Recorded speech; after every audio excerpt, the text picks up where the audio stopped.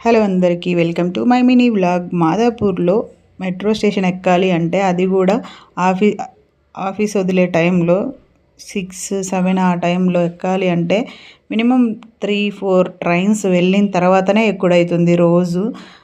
రోజు వెళ్తున్నాం కదా, కనీసం అంటే అట్లా జరగడానికి కూడా ఉండదు. ట్రైన్లలో అంతమంది ఉంటారు.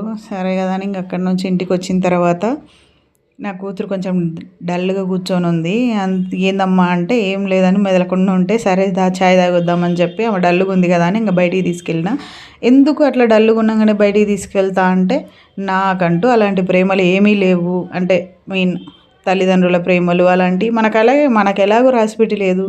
కనీసం మా పిల్లలకైనా కొంచెం మంచిగా అనిపించాలి. మన వరకు చేతనైనంత వరకు అడిగిన ఎలా తెచ్చి ఇవ్వాల్సిన అవసరం లేదు.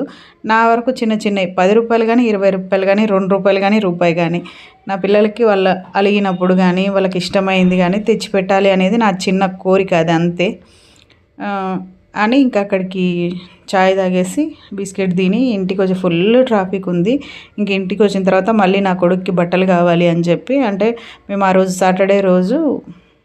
సాటర్డే కాదు థర్స్డే రోజు వెళ్ళాలన్నమాట. మా తమ్ముడు పిల్లలవి ఎంట్రుకలు తీస్తున్నారు శుక్రవారము శనివారము, అందుకని వెళ్ళాలి అని. నాకేమో ఓమగువాలో శారీస్ తీసుకున్నా. లాస్ట్ వీడియో అదే అనమాట.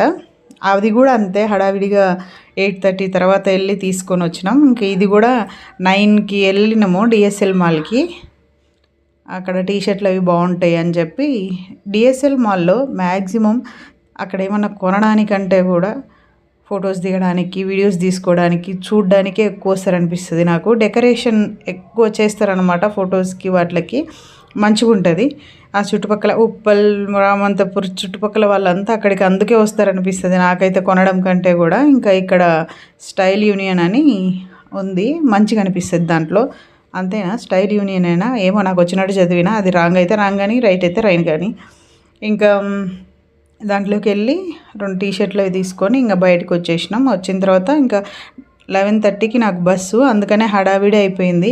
ఇంకా ఏం తీసుకోలే. బయటకు వచ్చిన తర్వాత అక్కడ ఐస్ క్రీమ్ కనిపించింది, అవి తిన్నాం అనుకో. ఇప్పుడు మేము నా కొడుకు ఏం కాదు, నా కూతురికి మాత్రం మొత్తం తుమ్ములు వచ్చేస్తాయి అనమాట. ఆమెకి కొంచెం పడదు ఆ టైంలో చల్లగా తింటే. ఇంక అందుకని చెప్పి ఎవ్వరికి వద్దని చెప్పి ఇంకా బయటకు వచ్చేసి ఆటో బుక్ చేసుకొని ఇంటికి వచ్చేసినాం.